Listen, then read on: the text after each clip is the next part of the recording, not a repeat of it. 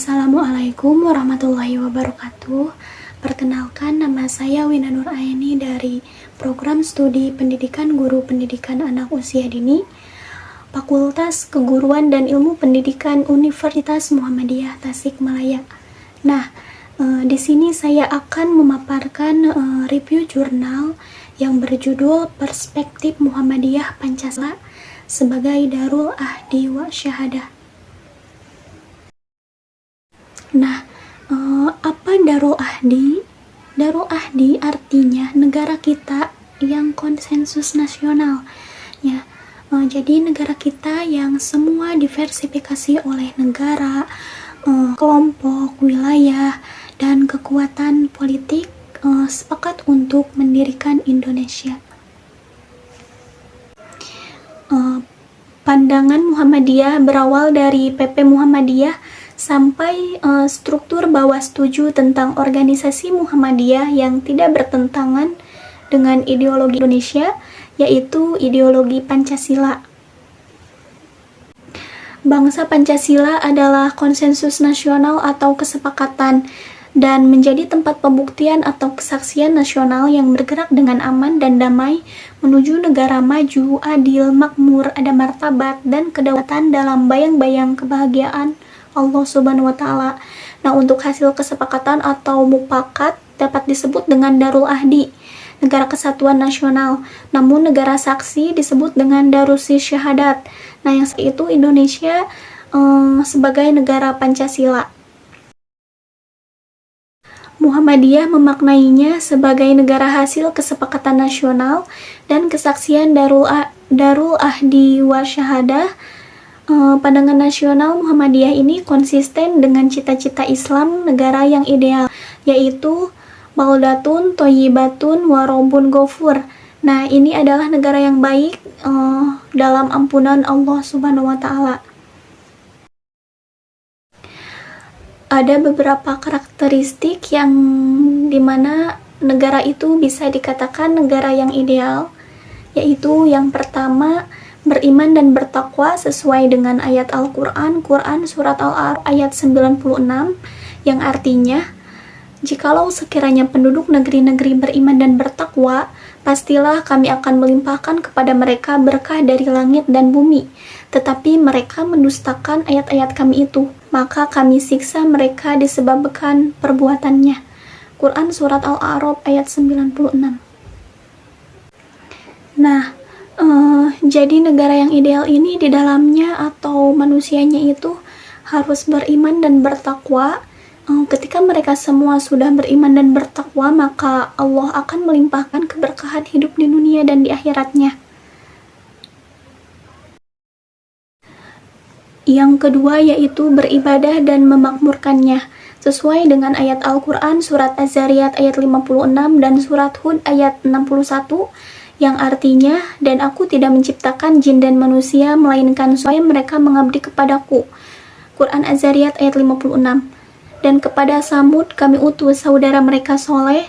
Soleh berkata, hai kaumku, sembahlah aku, sekali-kali tidak ada bagimu Tuhan selain Dia, dan menjadikan kamu makmurnya, karena itu mohonlah ampunannya. Kemudian bertobatlah kepadanya, sesungguhnya Tuhanku amat dekat, rahmatnya lagi memperkenankan doa hambanya. Quran Surat Hud ayat 61. Nah, dari ayat barusan, kita sebagai manusia itu harus beribadah kepada Allah Subhanahu wa Ta'ala, serta tidak lupa berdoa untuk memohon ampunannya, kemudian bertobat, karena Allah itu Maha Pengampun. Yang ketiga yaitu menjalankan fungsi kekhalifahan dan tidak membuat kerusakan di dalamnya, sesuai dengan ayat Al-Quran Surat Al-Baqarah ayat 11 dan ayat 30.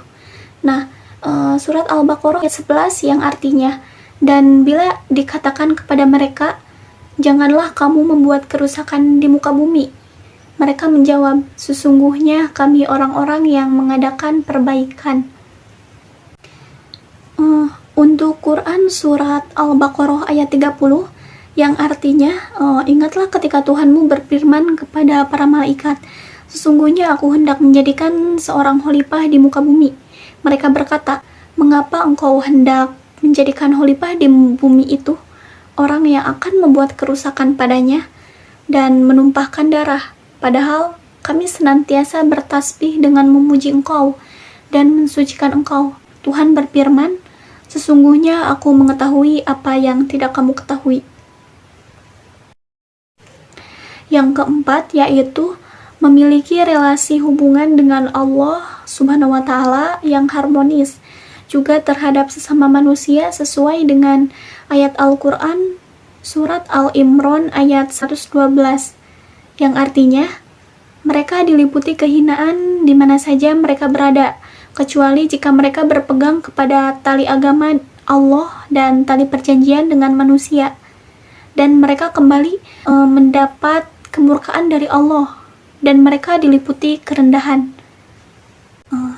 Yang demikian itu karena mereka kafir kepada ayat-ayat Allah dan membuat para nabi tanpa alasan yang benar.